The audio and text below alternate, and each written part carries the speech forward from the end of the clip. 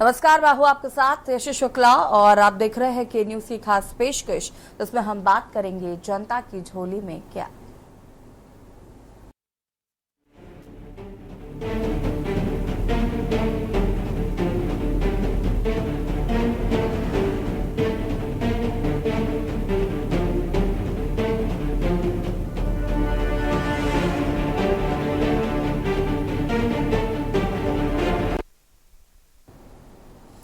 PM Narendra Modi के तीसरे कार्यकाल का पहला आम बजट पेश हो गया है। वित्त मंत्री निर्मला सीतारमण ने इसे संसद में पेश किया, जो उनका बतौर वित्त मंत्री लगातार 7वां बजट रहा।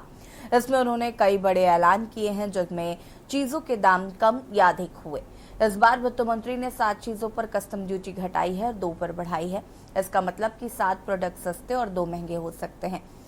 वित्त मंत्री निर्मला सीतारमण ने कैंसर मरीजों को इलाज में बड़ी राहत दी है। मेडिकल में कैंसर से जुड़े बीमारियों में इस्तेमाल होने वाली दवाएं, उपकरणों पर कस्टम ड्यूटी घटाई गई है। इससे कैंसर का इलाज सस्ता होगा। वित्त मंत्री ने महिलाओं को भी बड़ा तोहफा दिया है। उन्होंने सोने और चांदी पर कस्टम ड्यूटी घटाकर 6% कर दी है।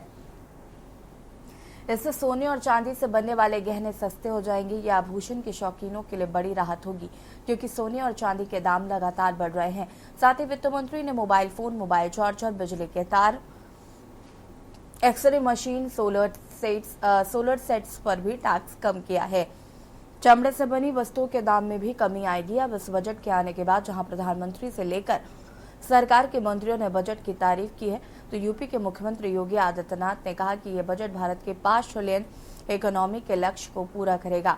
ये बजट सर्वस्पर्शी, सर्वसमावेशी, विकासोन्मुखी और 140 करोड़ देशवासियों की आशाओं, आकांक्षाओं और अमृतकाल के सभी संकल्पों को सिद्ध करने वाला है। आम बजट 2024-25 विकसित भारत, आत्मनिर्भर भारत के निर्माण का आर्थिक दस्तावेज है। वहीं विपक्ष ने इस बजट को नाकाफी बताया है। अब ये बजट देश की आकांक्षाओं को कितना पूरा करता है और आम जनता को बजट से क्या मिलेगा, और बजट को लेकर प्रधानमंत्री नरेंद्र मोदी की क्या प्रतिक्रिया है, वो भी आपको दिखाता है। ये बजट समाज के हर वर्ग को शक्ति देने वाला बजट है।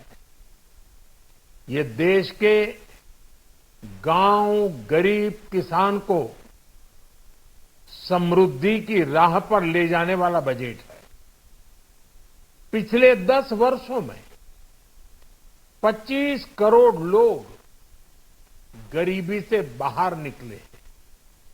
ये जो न्यू मिडिल क्लास बना है, ये बजट उनके सशक्तिकरण की निरंतरता का बजट है। इन नौजवानों को अनगिनत नए अवसर देने वाला बजट है। इस बजट से शिक्षा और स्किल को नई स्केल मिलेगी। ये मिडिल क्लास को नई ताकत देने वाला बजट है। ये जनजातीय समाज, दलित, पिछड़ों को सशक्त करने की मजबूत योजनाओं के साथ आया है। इस बजट से महिलाओं की आर्थिक भागीदारी सुनिश्चित करने में मदद मिलेगी। इस बजट से छोटे व्यापारियों, एमएसएमईज को, यानी कि लघु उद्योगों का, उसकी प्रगति का नया रास्ता मिलेगा। बजट में मैन्युफैक्चरिंग पर भी बल है, इंफ्रास्ट्रक्चर पर भी बल है। और यहाँ पर प्रधानमंत्री नरेंद्र मोदी को आप सुन रहे थे, जिन्होंने बताया कि ये बजट जो है वो कहीं ना कहीं अति गरीब पिछड़ों के लिए ये एक समावेशी बजट है और इससे कहीं ना कहीं सभी लोगों को, सभी वर्गों के लोगों को लाभ पहुंचेगा। और भी बजट को लेकर क्या कुछ प्रतिक्रियाएं हैं, वो भी आपको सुना देते हैं। कम करते हुए कहने को कहते हैं 5 भी अर्थव्यवस्था है, लेकिन इतने बड़े पैमाने पे बेरोजगार हो, 5 में नंबर की अर्थव्यवस्था का क्या फायदा? अध्यक्ष जी, किसानों को लेकर क्या कहीं उम्मीद है आपको? कुछ किसानों को राहत मिलेगी। 10 साल में भी कोई उम्मीद नहीं रही, ये साल भी कोई वो नहीं है। आदरणीय प्रधानमंत्री श्री नरेंद्र मोदी जी के मार्गदर्शन में देश की नई संसद में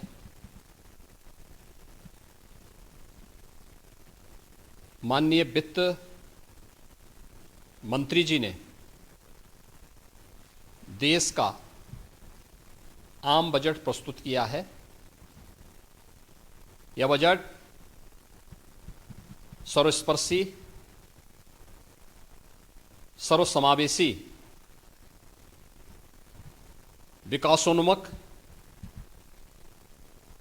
140 करोड़ भारतवासियों की आशा, आकांक्षा और अमृत काल के संकल्पों को पूरा करने वाला सिद्ध होगा। आम बजट 2024-25 आत्मनिर्भर एवं विकसित भारत के निर्माण का एक आर्थिक दस्तावेज है। इस आम बजट में अंत्योदय की पावन भावना, विकास की असीम संभावना और नवोन्मेष की नवदृष्टि है। इस आम बजट में अन्नदाता किसानों की समृद्धि के लिए 1,52,000 करोड़ रुपए, कृषि और सहायक सेक्टर के लिए, महिला सशक्तिकरण के लिए 3 लाख करोड़ रुपए से अधिक का प्रावधान किया गया है। स्वाभाविक रूप से आधी आबादी, देश के सबसे बड़े राज्य उत्तर प्रदेश की आधी आबादी इससे सर्वाधिक लाभान्वित होने वाली है, और खासतौर पर तब जब उत्तर प्रदेश 2020 से ही मिशन शक्ति के कार्यक्रम को प्रभावी ढंग से यहां पर जमीनी धरातल पर उतार रहा है।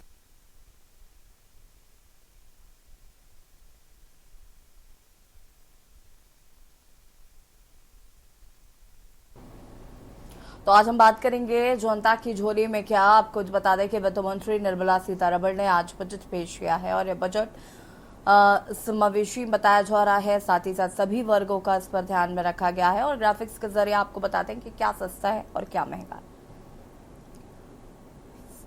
सोना चांदी सस्ता हुआ है, प्लैटिनम पर कस्टम ड्यूटी घटाई गई है, पेट्रोकेमिकल अमोनियम नाइट्रेट पर टैक्स, कैंसर की दवाएं, मोबाइल चार्जर सस्ते, चमड़े से बनी वस्तुएं, रसायन, petrochemical, PVC, flex banner, telecom उपकरण कस्टम ड्यूटी को 15% बढ़ा दिया गया है। प्लास्टिक से बने सामान, पीवीसी इंपोर्ट घटाने में इजाफा, सोना चांदी सस्ता, कैंसर की दवाएं, मोबाइल चार्जर, मछली का भोजन सस्ता हुआ है, चमड़े से बनी वस्तुएं, रसायन, पेट्रोकेमिकल, पीवीसी, फ्लैक्स बैनर सस्ते हो गए हैं।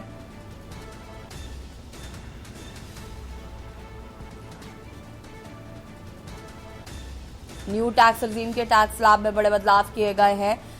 जिनकी आय 3 लाख की आय पर है उनको कोई टैक्स नहीं देना। 3 से 7 लाख की आय पर 5% टैक्स लगेगा। 7 से 10 लाख की आय पर 10% टैक्स लगेगा। 10 से 12 लाख की आय पर 15% टैक्स लगेगा। 12-15 लाख की आय पर 20% टैक्स होगा और 15 लाख से ऊपर की आय पर 30% टैक्स का प्रावधान किया गया है। न्यू टैक्स रिजीम के टैक्स स्लैब में ये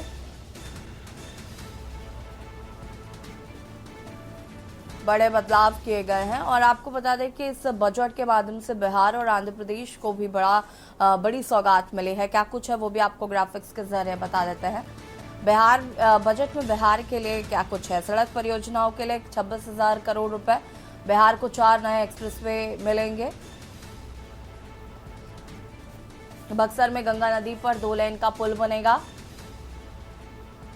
26,000 करोड़ रुपए की सड़क परियोजना।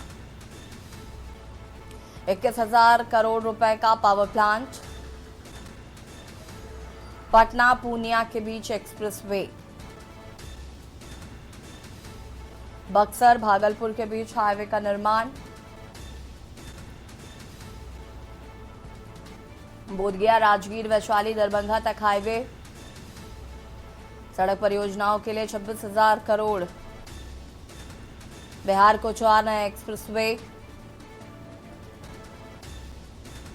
बक्सर में गंगा नदी पर 2 लेन का पुल।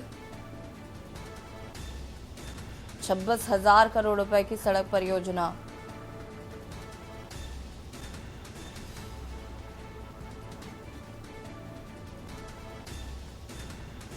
राज्य को 15,000 करोड़ की वित्तीय मदद।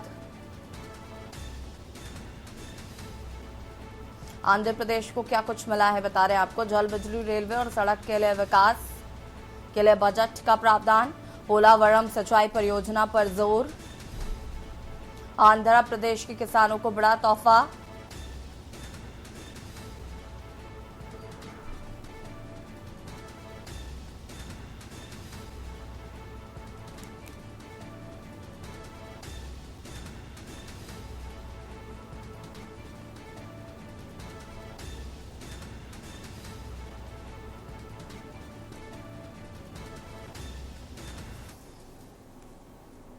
और हम इसी मुद्दे पर चर्चा करेंगे। हमारे साथ जुड़ चुके हैं श्वेता दुबे जी, बीजेपी नेता हमारे साथ जुड़ चुकी हैं। हयात उमर, वरिष्ठ पत्रकार हमारे साथ जुड़ चुके हैं। साकेत शर्मा जी, आर्थिक विशेषज्ञ हमारे साथ जुड़ चुके हैं। आप सभी का बहुत बहुत स्वागत है। सबसे पहले शुरुआत साकेत शर्मा जी से ही करते हैं। इस बजट को समझने की कोशिश करते हैं। जो बजट है इसको कैसे देख रहे हैं, क्योंकि अगर हम व्यापारियों की बात करें, उनके रिएक्शंस की बात करें, तो वो कहीं ना कहीं ये साफ कहते नजर आ रहे हैं कि पिछले 10 सालों की तुलना में अगर हम इस बजट की तुलना करते हैं तो सरकार ने काफी कुछ राहत व्यापारियों को भी दी है और आम जनता को भी काफी कुछ इस बार बजट में मिलता हुआ नजर आ रहा है। जी बिल्कुल ठीक कहा आपने। ये हर तबके के लिए एक ऐसा बजट है जिसमें हर तबके को टच किया गया है। हमारी पॉपुलेशन सबसे ज्यादा है अभी वर्ल्ड में, और हमें ज्यादा से ज्यादा एम्प्लॉयमेंट और ये चीजें करनी है। इसमें उन चीजों का भी ख्याल रखा गया है। एक तो एजुकेशन लोन पर जो रेट ऑफ इंटरेस्ट है वो 3% कर दिया गया है, जिससे इसका सीधा सीधा लाभ जो है विद्यार्थियों को मिलेगा और उनकी जो मानसिक अवस्था है, उनकी जो फाइनेंशियल स्टेज है वो बदलेगी। थोड़ा सा हम देखें अगर इस स्लैब को कि इसने टैक्स स्लैब को क्या किया है, तो टैक्स स्लैब में इन्होंने इतना अच्छा किया है कि एक छोटे से छोटे व्यापारी को भी टच किया है कि भाई हम इनसे भी टैक्स मैक्सिमम मास कम्युनिकेशन पे ले सकते हैं। तो मेरा ये मानना है कि ये बजट जो है वो एक आम आदमी के लिए बेस्ट बजट है और एक अच्छा बजट है जो आगे चल के अपने ये रिजल्ट दिखाएगा। ठीक है, वापस आते हैं आपके पास। हयात उमर जी हमारे साथ जुड़े हुए वरिष्ठ। हयात उमर जी फिलहाल हमारे साथ नहीं है। साकेत शर्मा जी, आपसे ही सवाल पूछती हूँ मैं कि अगर इस बजट में कमी कहाँ नजर आती है? देखिए, अब अगर बेसिकली कहा जाए कि बजट में कमी का क्या मेन मापदंड है, तो वो देखिए अलग अलग आदमी के लिए अलग अलग तरीके का है। एज ए फाइनेंशियल एडवाइजर अगर मेरे से पूछा जाए तो इसमें कहीं ना कहीं इन लोगों ने वो इंफ्रास्ट्रक्चर के सेक्टर को ज्यादा बूम किया है, सड़कों को ज्यादा बूम किया है, जबकि इनको बेसिकली अभी बैंकिंग और अपनी ये जो डॉलर की जो स्कीम है उसको बूम करने की जरूरत है, जिससे हम लोग ग्लोबलाइज एक दूसरे को कनेक्ट कर सकें और ट्रांजैक्शन ऑफ मनी तो हमारा फ्लो चल रहा है इधर से उधर, वो फ्लो जो है वो काफी बढ़े, जिसमें हम डॉलर की अपेक्षा अपने आप को एक स्टेबिलिटी दे सकें अपनी जो मुद्रा है हमारी।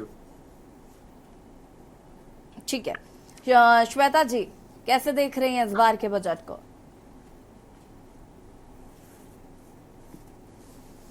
अनम्यूट कीजिएगा। बजट फॉर विकसित भारत, नए भारत को $5 ट्रिलियन की इकोनॉमी और विश्व का ग्रोथ इंजन बनाने का मार्ग प्रशस्त करते हुए इस लोक कल्याणकारी बजट के लिए आदरणीय प्रधानमंत्री जी का हृदय से आभार एवं माननीय वित्त मंत्री जी का हार्दिक अभिनंदन। एक ये ऐसा बजट है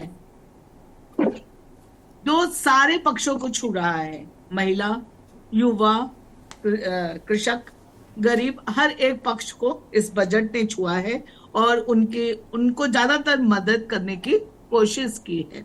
जैसा कि अगर योगी जी हमारे आदरणीय मुख्यमंत्री जी के शब्दों में कहें तो सर्वस्पर्शी, सर्वसमावेशी, विकासोन्मुखी आम बजट है ये।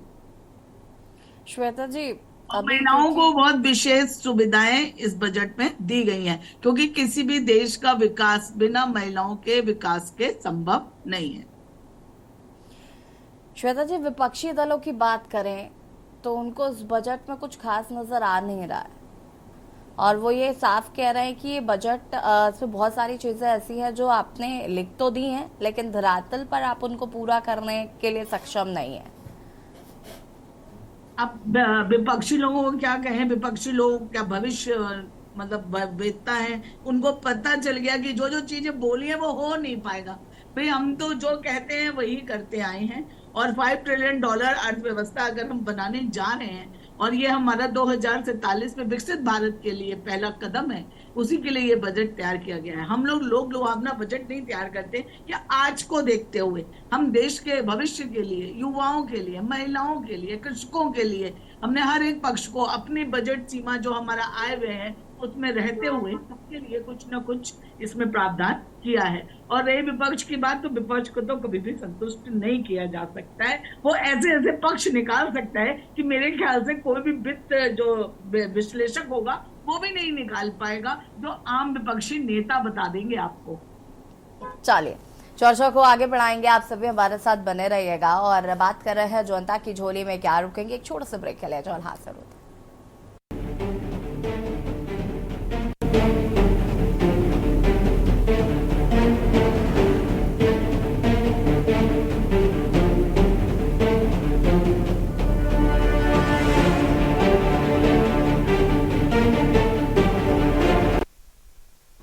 ब्रेक के बाद एक बार फिर से आप सभी का स्वागत है, और बात कर रहे हैं जनता की झोली में क्या। आपको बता दें कि आज वित्त मंत्री निर्मला सीतारमण ने बजट पेश किया। इस बजट को सिर्फ समावेशी बजट कहा जा रहा है कि इसने हर तबके को छूने की कोशिश की है।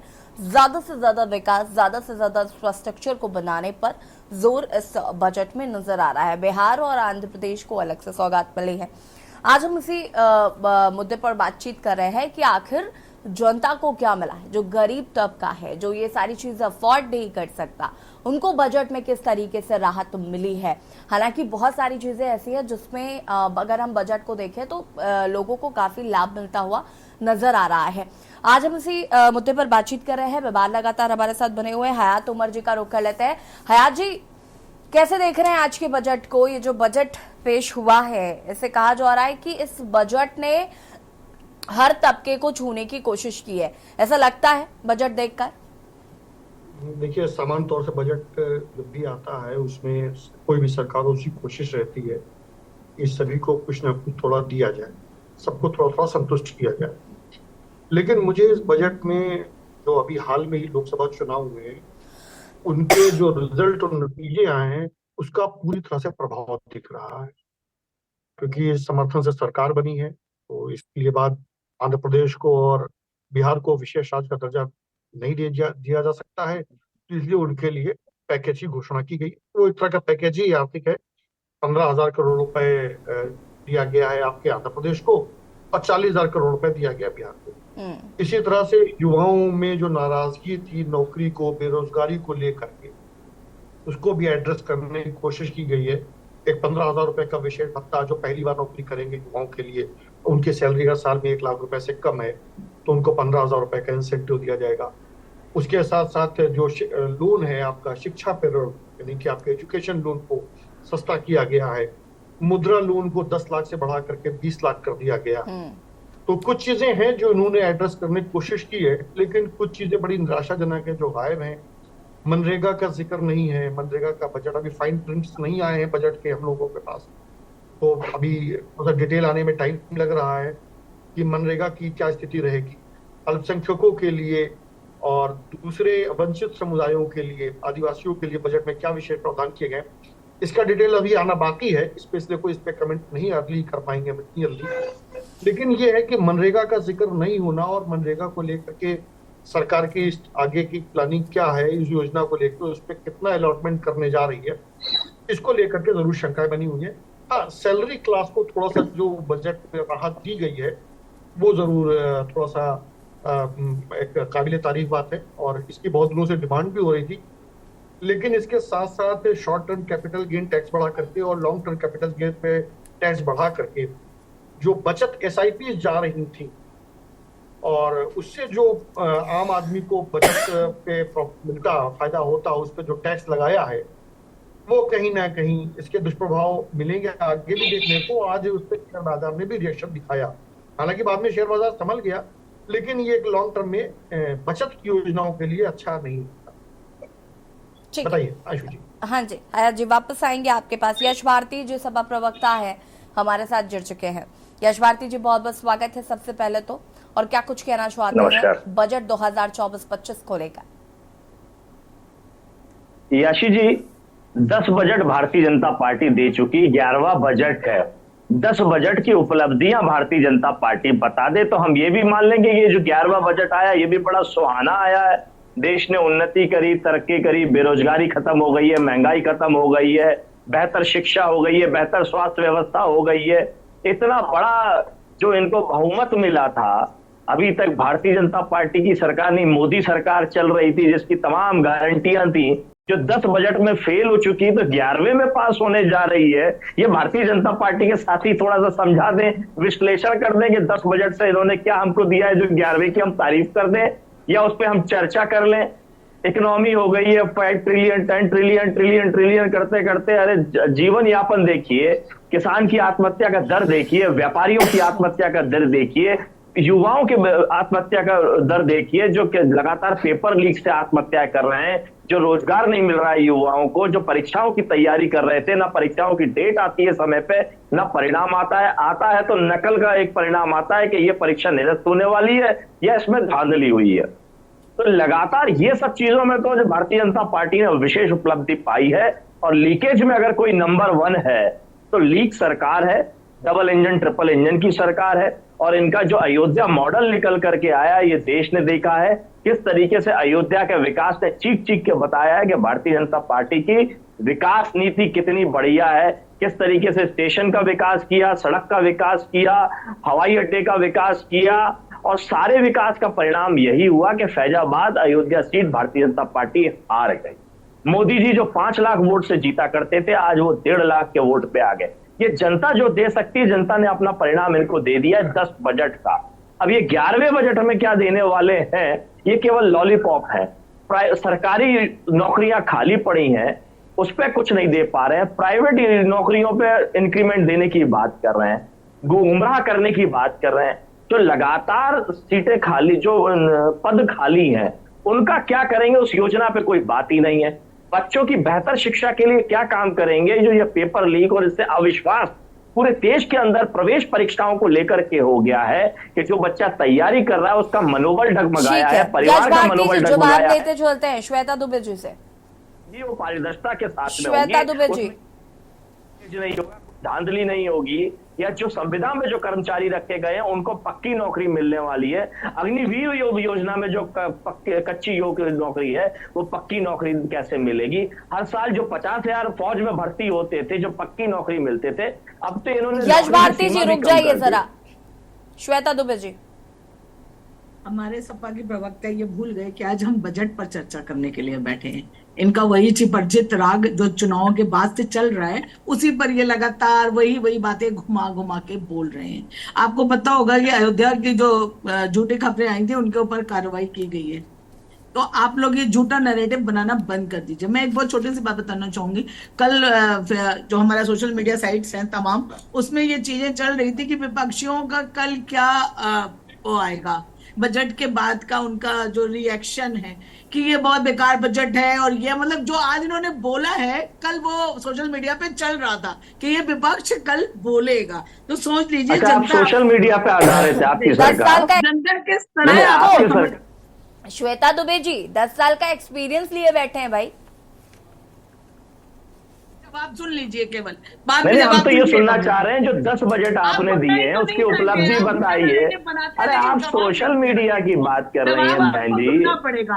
हम जवाब ही सुनना चाह रहे लोगों को हैं, रोजगार बताइए। की व्यवस्था दी गई है, 25 करोड़ लोग। अरे 10 बजट में क्या दिया है जो 11वें में देने वाले, पहले 10 की उपलब्धि। अभी आपने बजट को क्या हमें कुछ नहीं पता, सोशल दिया? मीडिया आप देखो और हमें कुछ नहीं पता, ये ज्ञान आप हमें दे दो।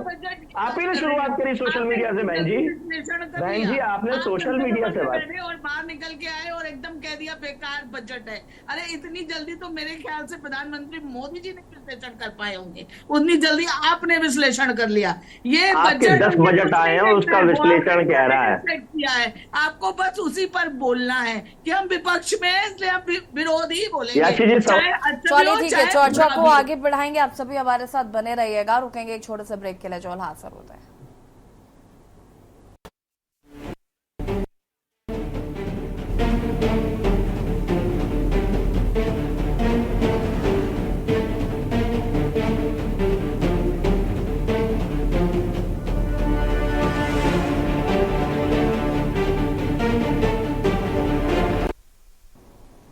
ब्रेक के बाद एक बार फिर से आप सभी का स्वागत है और बात कर रहे हैं जनता की झोली में क्या, और चर्चा इसी पर कर रहे हैं। मेहमान लगातार हमारे साथ बने हुए हैं। साकेत शर्मा जी का रुख कर लेते हैं जो कि आर्थिक विश्लेषक हैं। साकेत जी, अभी जैसा कि सपा के प्रवक्ता कह रहे थे, जो प्राइवेट सेक्टर की नौकरियां हैं उस पर ज्यादा जोर देने की कोशिश की रादर देन गवर्नमेंट जॉब्स पर, इसको लेकर क्या कहना चाहते हैं? देखिए, गवर्नमेंट का अपना एक रूल एंड रेगुलेशन होता है। गवर्नमेंट जो भी चीजें करती है वो पर्टिकुलर एक डाटा के फेस से करती है, जो डाटा एनालिसिस उनका एक डिपार्टमेंट है।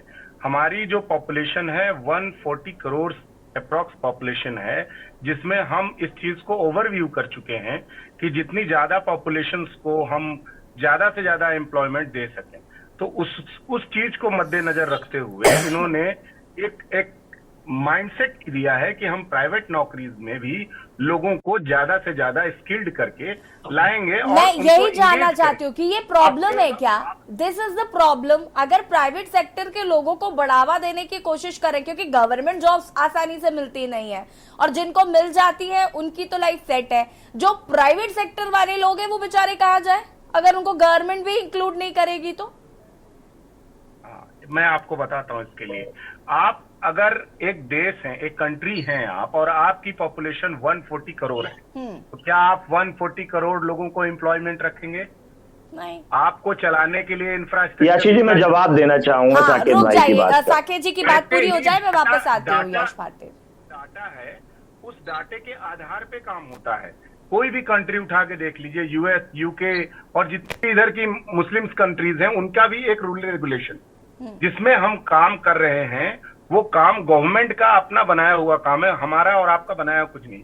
जो पॉलिसीज बनती हैं उसी पॉलिसीज बेस्ड जो है वो पॉपुलेशन का रेशियो निकाला जाता है कि इतनी पॉपुलेशन है तो इतनी गवर्नमेंट जॉब होंगी, इतनी गवर्नमेंट जॉब है तो उसको इतनी पॉपुलेशन को डील करना है। हाँ यश भारती जी। देखिए बड़ा कोई रॉकेट साइंस नहीं है, बड़ा सीधा सा हिसाब है। सरकारी आंकड़े हैं, 30 लाख पद खाली हैं, 30 लाख पद सरकार नहीं भर पा रही है। सवाल ना करें। मध्य प्रदेश के अंदर एमपीपीएससी के 2019, 2020, 2021 के परिणाम 87 सीटों के घोषित नहीं कर रहे हैं, उसको उलझाए हुए हैं। शिक्षकों की भर्ती नहीं कर रहे हैं, उसको उलझाए हुए हैं। तो ये वैकेंसी तो ऑलरेडी है ना, इसका रास्ता कौन सी व्यवस्था से निकालना है? पर सरकार देना नहीं चाहती है। क्यों? क्योंकि उन्होंने बड़ा बजट अपने बड़े इवेंट्स के लिए रख रखा हुआ है, तनख्वाह के लिए नहीं है, बेहतर स्कूल के लिए नहीं है, बेहतर स्वास्थ्य व्यवस्था के लिए नहीं है, बेहतर सुरक्षा के लिए नहीं है। पुलिस के अंदर, फौज के अंदर सब जगह वैकेंसी खाली है, वहां भर्ती नहीं की जा रही है। यश भारती तो ये जी, वैकेंसी आपको आई वांट टू नो, मुझे ये बताइए जरा, मेरा सवाल ये है कि आपने कहा गवर्नमेंट के जो पद खाली हैं उसमें भर्ती, मैं इस बात से बिल्कुल सहमत हूं कि ठीक है उन पदों को भरना चाहिए जो पेपर लीक हो रहा है, या बहुत सारी जो लोग एग्जाम्स देकर आते हैं और उसके बाद पेपर लीक हो जाता है। लोगों के लिए बहुत प्रॉब्लम्स है, बहुत सारे ऐसे एग्जाम्स हुए जिनके अभी तक रिजल्ट घोषित नहीं किए गए, ये तमाम प्रॉब्लम्स है। लेकिन आप इसकी वजह से जो प्राइवेट सेक्टर्स को लाभ हो रहा है आप उसे इग्नोर तो नहीं कर सकते ना।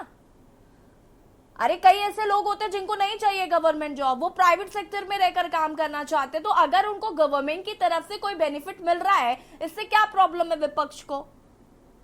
भी आ जाता हूँ। यशी जी, ये बता दीजिए मुझे, टेलीकॉम सेक्टर में जो कंपटीशन था, जिसका फायदा सीधे तौर पे लोगों को हो रहा था, चाहे वो रिचार्ज करने वाला पान की दुकान जैसे छोटे छोटे रिचार्ज करने वाले लोग हों या अन्य लोग थे, जो कंपटीशन था, आज केवल 2 यूजर हो गए हैं और तीसरा बीएसएनएल है जिसको फेल माना जाता है। तो मतलब सरकार की व्यवस्था को फेल माना जाता है, लोग प्राइवेट व्यवस्था को बेहतर मानते हैं। बीएसएनएल हमारे देश में बेहतर क्यों नहीं है? इसकी ये नाकामयाबी तो सरकार की है। ये सरकार नाकामयाबी को कबूलेगी? जो तमाम टेलीकॉम इंडस्ट्री के कॉम्पिटिटर थे वो क्यों फेल हो गए? इसकी नाकामयाबी सरकार की है, ये मानेंगे। अगर प्राइवेट सेक्टर को बढ़ावा देना चाहते हैं तो टेलीकॉम सेक्टर क्यों फेल हो गया? एयरपोर्ट बनाने के दावे करते हैं, एयर से रिलेटेड जितनी भी कंपनी थी, जेट एयरवेज थे और अन्य एयरवेज थे, वो लगातार फेल क्यों हो रहे हैं? इसकी जिम्मेदारी कौन लेगा? ये दिख रहा है। और ऐसे जो ना दिखने वाली चीजें हैं वो तो बहुत सारी हैं, जिस पर हम अगर बात करने बैठेंगे तो डिबेट का टाइम कम पड़ जाएगा। तो इस फेलियर के लिए सरकार जिम्मेदार है, ये इनके जो पिछले 10 बजट में वो जिम्मेदार है। ये 11वें बजट में केवल आंकड़ों की जादूगरी करके हम 12वें बजट में जब बैठेंगे तब भी इस 11वें को फेल की गिनती में रखेंगे, जैसे पिछले 10 बजट फेल है। मुद्रा लोन भी दे रहे थे, मुद्रा लोन के आंकड़े दे, तरक्की कितनी हो गई, ये आंकड़े नहीं थे, हमने लोन दिए। यश भारती जी रुकेगा। हयात उमर जी, ये रामगोपाल यादव जी ने संसद के बाहर प्रतिक्रिया दी थी कि ये जादुई आंकड़े हैं, आंकड़ों की जादूगिरी जो है वो यहाँ पर देखने को मिल रही है। और ये जो विपक्ष की तरफ से बजट को लेकर सवाल उठाए जा रहे हैं, इस बार मैं पिछले 10 सालों के बजट की बात नहीं कर रही, मैं अगर आज के बजट की बात करूं तो मुझे लगता है ये पिछले 10 साल के बजट से काफी बेहतर है। जैसा कि जनता के रिएक्शंस आ रहे हैं, जैसा कि व्यापारियों के रिएक्शंस आ रहे हैं। विपक्ष है, विपक्ष को आपत्ति होनी भी चाहिए, विपक्ष को आपत्ति है भी, लेकिन आप कितना सहमत होते हैं इससे? अंतिम बात, यश भारती जी होल्ड ऑन प्लीज। है तो मर जी, एक सेकंड रुक जाइए। यश भारती जी, हमारे पास और भी लोग हैं, आप ये भी तो समझिए ना। मैं छोटी सी अंतिम प्रतिक्रिया इसी पे दे दीजिए। चलिए, जब इन्होंने नोटबंदी करी थी तब भी देश में बड़ा हल्ला हुआ था कि अब आतंकवाद खत्म हो जाएगा, बेरोजगार खत्म हो जाएगा, काला धन आ जाएगा। जनता बहुत खुश थी। और खुश कैसे कर दिया? अमीर को गरीबी के उस पे कि गरीब बर्बाद हो रहा है, गरीब को क्या अमीर बर्बाद हो रहा है। लेकिन उसके परिणाम क्या लेकर के आए? ये आंकड़े के जादूगरी। और ये भी वही बजट है जैसे नोटबंदी लेके आए थे, जीएसटी को रात में 12 बजे लेकर के आए थे, ये भी वही बर्बादी के आंकड़े। आप देखिएगा जब हम 12वें बजट पर तैयारी कर रहे होंगे तो 10 के फेल जैसे ये 11वां बजट भी आप फेल देखेंगे। यश भारती जी, कहीं ऐसा तो नहीं है इस बार का बजट वाकई थोड़ा बहुत आपको अच्छा लग रहा है, इसलिए आपको पिछले 10 साल के बजट को भी उठाकर लाना पड़ रहा है? हम क्यों कर रहे हैं? जो 10 बार फेल हो गया वो 11वीं बार पास होगा। चलिए, हयात उमर जी, एक second. Yash Bharti ji please hold on. Hayat Umar ji, जी देखिए, आप सबको पता है, जैसे कि अब तो बिल्कुल बात ओपन है कि सरकार यानी कि हमारे देश मतलब हमारे जीडीपी का 85% कर्जा हो चुका है। हम लोग ऑलमोस्ट अपनी जीडीपी और कर्जा का ऑलमोस्ट बराबरी पे पहुंच रहे हैं। तो ऐसे में सरकार के पास पेंशन, बजट और नौकरी, यानी कि सरकारी नौकरी से कहते हैं, सैलरीज, लोक लुभावन योजनाएं, वो लोक कल्याणकारी योजनाएं, इनके लिए बहुत सीमित है, क्योंकि राजकोषीय घाटे को भी उसे नियंत्रित रखना है। बड़ी चुनौती होती है कि राजकोषीय घाटे को, अगर राजकोषीय घाटे को नियंत्रित नहीं रखेंगे तो महंगाई और मुद्रा, ये सब चीजें, मुद्रास्फीति, बाकी चीजें बहुत ज्यादा बेकाबू हो जाती हैं। तो सरकार के पास एक बड़ा टाइट रोप वॉक है, बैलेंसिंग एक्ट है कि उसे थोड़ा बहुत हमको देना भी है और थोड़ा बहुत हमसे लेना। तो उसने जो देने की कोशिश करी है वो सबके सामने, उसने मनरेगा, उसका मुद्रा लोन का लिमिट बढ़ाया है। फर्स्ट टाइम नौकरी करने वालों को, जो पहली बार ईपीएफओ को रजिस्टर होंगे, उनको 15, अगर उनकी 1 लाख रुपए से कम सैलरी होगी तो उनको 15,000 रुपए का इंसेंटिव मिलेगा। उसके साथ में एक स्कीम लाए हैं जिसमें कि अप्रेंटिसशिप पे आपको थोड़ा पैसा सरकार वजीफे के तौर पे स्कॉलरशिप देगी, अप्रेंटिसशिप स्कॉलरशिप देगी। तो कुछ देने की कोशिश करी है और कुछ लेने की कोशिश करी है कि जो हमारी बचत हुई, बैंक से तो कोई बचत रहा नहीं है, अब ज्यादातर लोगों की बचत एसआईपी से चलती है। तो जो शेयर मार्केट में इन्वेस्टमेंट हो रहा है उससे जो रिटर्न आएगा, तो लॉन्ग टर्म कैपिटल गेन को बढ़ा देना और 12.5% कर देना। शॉर्ट टर्म कैपिटल गेन तो पहले से ही 20% है, तो वो उस बचत में से लगाने की भी कोशिश करी, बचत से लेने की भी कोशिश करी है। तो सरकार की अपनी मजबूरियां होती है और विपक्ष के अपने उम्मीदें होती हैं, जनता की अपनी उम्मीदें होती हैं, और सब लोग इससे संतुष्ट हो जाए ऐसा मुश्किल होता है कि सभी लोग कहें कि नहीं साहब मुझे सब कुछ मिल गया, हाँ, सबको थोड़ा थोड़ा मिला है और सबको बहुत तो लोगों के हाथ खाली भी रह गए। हाँ तो यूपी मंजिल, को तो क्या आपको मिला है ये अभी बात सही तक लगती नहीं है कि बजट थोड़ा सा पिछले बार की तुलना में या 10 साल की तुलना में बेटर है, इसलिए 10 साल का भी हमें क्राइटेरिया लेकर चलना पड़ रहा है? This is the only reason जो मुझे समझ आ रहा है। इस बार जी बिल्कुल बिल्कुल, इस बार थोड़ा सा जनता की चीजों को, जनता की परेशानियों को, उनकी दुश्वारियों को, बेरोजगारी को, महंगाई को थोड़ा सा ज्यादा ध्यान में रखा गया है। ज्यादा बजटरी एक्सपेंसेस युवाओं पे किए गए हैं, महिलाओं पे किए गए हैं और रोजगार, स्वरोजगार पे ज्यादा जोर दिया गया है। तो ये चीजें हैं। टैक्स रिलीफ दी गई है, भले ही थोड़ा सा मिली है लेकिन टैक्स रिलीफ मिली है नौकरी पेशा लोगों को। तो जाहिर सी बात है कि पिछले बजट के मुकाबले ज्यादा बेहतर लोगों को दिख रहा है। अब बाकी फाइन लाइन्स आएंगी तो एक आर्थिक विश्लेषक के तौर पे तो अलग की चीज हो जाती है। श्वेता दुबे जी, जी यश भारती जी जैसा कह कि रहे हैं जो मैडम ने 10 बार बताया, फेल हुए वो बहुत 11वीं बार कैसे पास हो जाएंगे? जी यश भारती जी कह रहे हैं जो 10 बार फेल हो चुके हैं वो 11वीं बार पास होने की उम्मीद भी कैसे रखी जा सकती है उनसे? यश भारती जी से बेहतर कौन जानेगा कि इनके जिनके संग इन्होंने कोऑपरेशन किया है। राहुल गांधी जी कितनी बार फेल हुए थे, अब की बार पास हुए हैं ना 99 सीटें लाकर। तो ऐसे ही हम कोशिश करेंगे। सरकार में आके फेल नहीं हुए, सरकार में आके फेल नहीं हुए श्वेता जी। इनको समझाना तो टेढ़ी खीर है। नहीं टेढ़ी खीर नहीं, आप आंकड़ों में बताइए, जवाब दीजिए ना। उसमें ही जनता को कुछ टैक्स के रूप में लिया है और इस तरह कुल मिलाकर ये बजट बना है। और अभी इसका आर्थिक विश्लेषण, अभी बहुत कुछ विश्लेषण होना बाकी है। आपके पास कुछ नहीं है बताने को, जनता के उन्होंने बोला कुछ लोक कल्याणकारी बजट। इनके पास कुछ नहीं है बताने को, इनके पास कुछ नहीं बताने का। आप कुछ भी सवाल ले लीजिए, जलेबी और इमरती बनाती रहेंगी। वो हयाना साहब ने बोल दिया तो उनकी बात दोहरा दी, सोशल मीडिया की बात दोहरा दी। इनके पास बजट को लेके बताने के लिए कोई उपलब्धि नहीं है, ना कोई आकलन है। अभी तक बजट बनाया है तो हो सकता है वो फाइल नहीं बता पाऊंगी। यश भारती ठीक है, क्षमा कर दिया आपको बहन जी, क्षमा कर दिया आप मुझसे बड़े, आपको क्षमा कर दिया। बढ़िया आशीर्वाद नहीं दे सकता करने के बजाय अगर हम मुद्दे पे बात करें तो बहस मुद्दे पे तो आपसे सवाल का जवाब चाह रहे हैं, आपसे जवाब चाह रहे हैं। आप कह रही हैं मैंने भी आपने कहा हमारा कोई विश्लेषण नहीं हुआ है। नहीं मानती हूँ क्योंकि हम लोग भारत देश के नागरिक भी हैं और बजट हो या कुछ भी हो, इन्होंने कह दिया विश्लेषण नहीं किया, आ गई हैं महिला होने के बिना तैयारी के आपके टीवी चैनल पे आई हैं। इन्होंने कोई बजट को लेकर के रीडिंग नहीं की है। अब भाई साहब को तो केवल पार्टी दिख रही है, ये एक अलग बात है, मैं इनका नहीं जवाब नहीं आप यशी जी, जिस तरीके से भारतीय जनता पार्टी में होता है कि पर्ची आती है और मुख्यमंत्री बनता है, वैसे इनके पास अभी तक पर्ची नहीं आई है। बोलना क्या है, बोलना क्या है? तो ये वो कह रही है। अरे बोलिए ना, बजट पे बोलिए, बजट पे बोलिए, बजट पे हम तो आपसे चाहते हैं आप बोले बजट पे, हम चाहते हैं मुद्दा ये बजट, बजट पे बोलिए, बजट पे बोलिए ना, हम तो बुलवाना चाह रहे हैं। मुद्दा है या अरे बजट है, बजट है मुद्दा, बजट पे बोलिए। 10 साल में आपने ऐसा फेल किया, इस बार 11वें में क्या पास करने वाले बताइए ना। अरे बताइए ना, अजीब सी बात बोल रहे हैं सर। अरे बहन जी, हम लोग सड़क पे खड़े होकर के तू मैं नहीं कह रहे, आपसे आंकड़े चाह रहे हैं, आपसे आंकड़े चाह रहे हैं। श्वेता दुबे जी रुक जाइए। यश भारती जी प्लीज रुकेगा। साकेत शर्मा जी, किसानों की बात करते हैं। किसानों को भी काफी कुछ हद तक देने की कोशिश की है। एमएसपी में जिस तरीके से उन्होंने कहा है कि जो मुख्य उत्पादन है उस पर 50% वो एमएसपी के साथ, उसकी लागत के साथ 50% इंक्लूड करके किसानों को देंगे।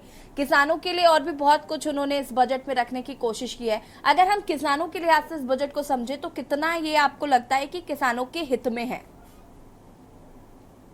साकेत शर्मा जी।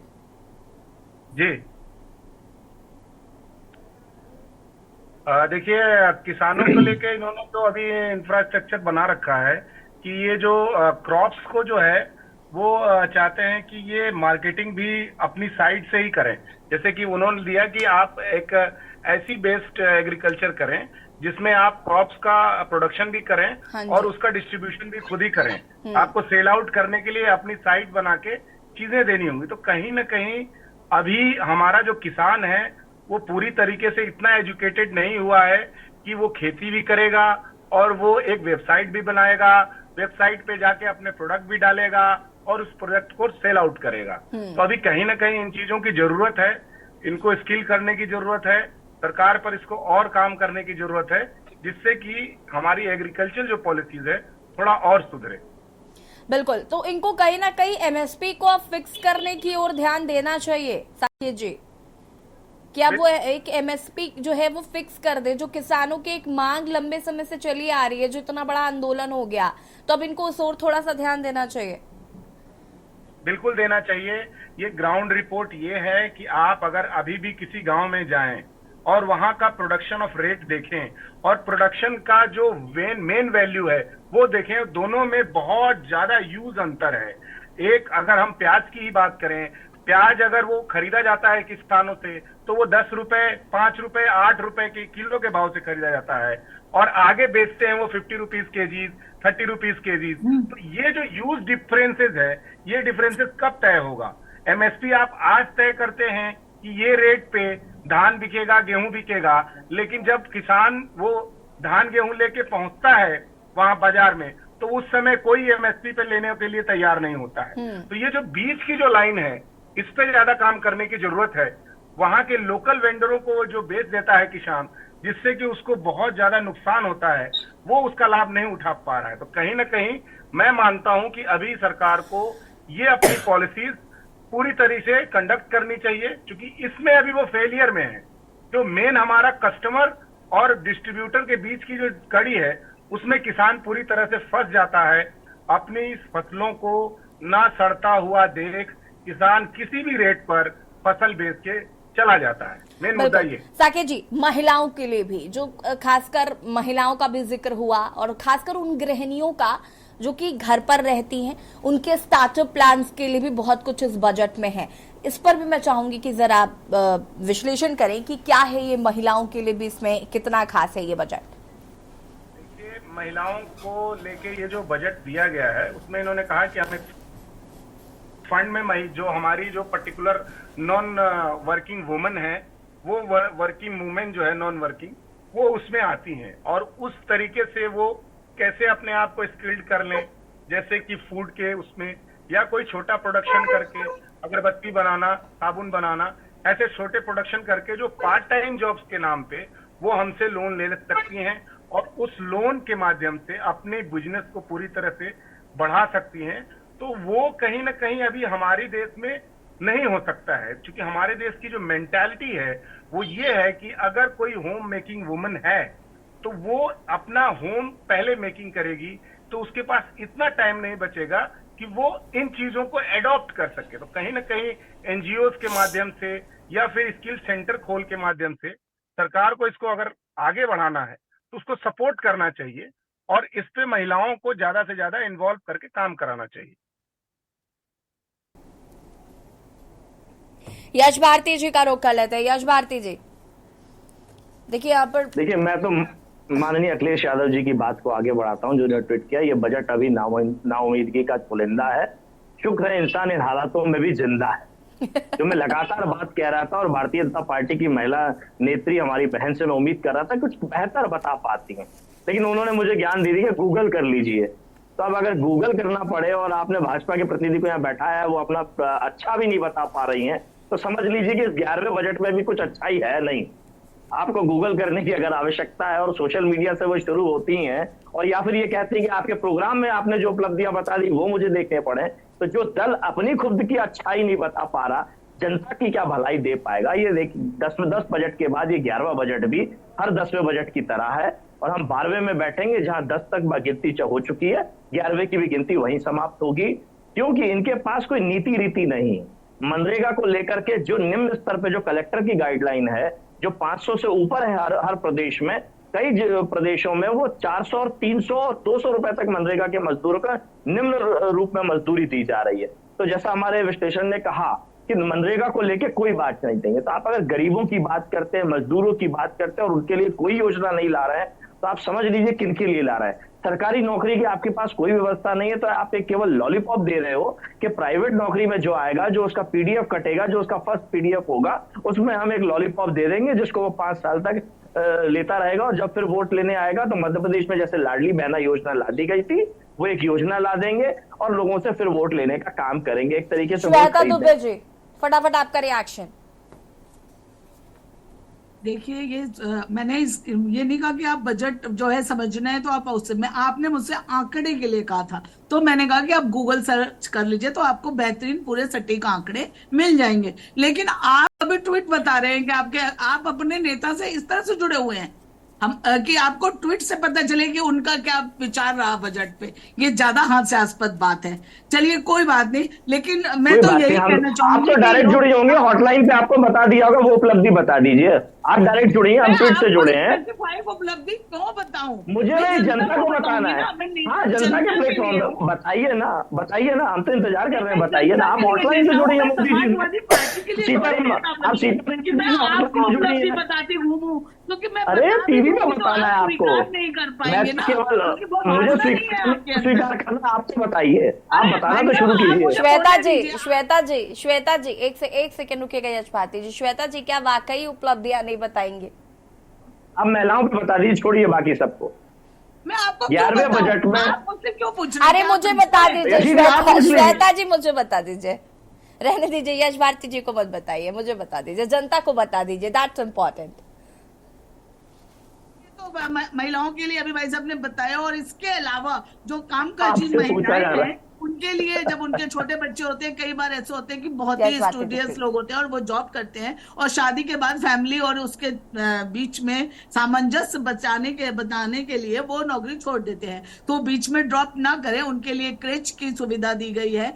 और महिलाओं के लिए 3 करोड़ कुछ रुपए का वो भी किया गया है, 3 लाख करोड़ रुपए का, कि उनको जो भी, जैसा कि वो है कि अपना वो बिजनेस शुरू कर सकती है। जरूरी नहीं है कि हर कुछ मतलब, लेकिन अभी अगर आपने साकेत जी को ध्यान से सुना होगा तो उन्होंने ये बात कही कि अभी हमारे यहाँ, हमारे देश में मेंटालिटी इतनी भी ग्रोन अप नहीं हुई है।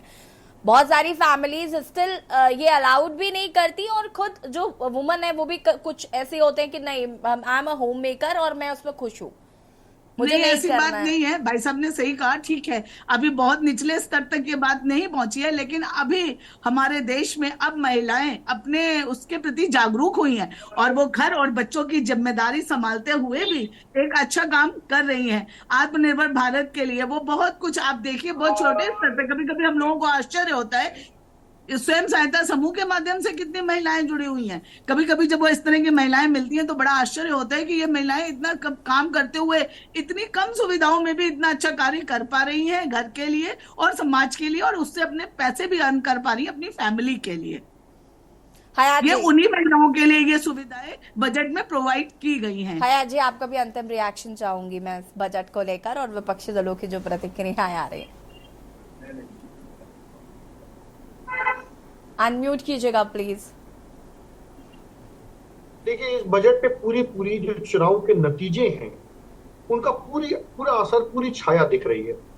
चुनाव का एक प्रमुख मुद्दा था बेरोजगारी, विपक्ष की तरफ से सब बेरोजगारी बहुत बढ़ती जा रही है, लगातार इस पर विपक्ष सरकार को कहता है। तो सरकार ने रोजगार के मुद्दे को इस बजट के केंद्र में रखा, फोकस में रखा है। इसके लिए उसने एमएसएमईज को बढ़ावा देने के लिए मुद्रा लोन को बढ़ावा दिया है, और उसके अलावा एंजल टैक्स कम किया ताकि स्टार्टअप ज्यादा आए, स्टार्टअप पे एंजल टैक्स को कम किया है।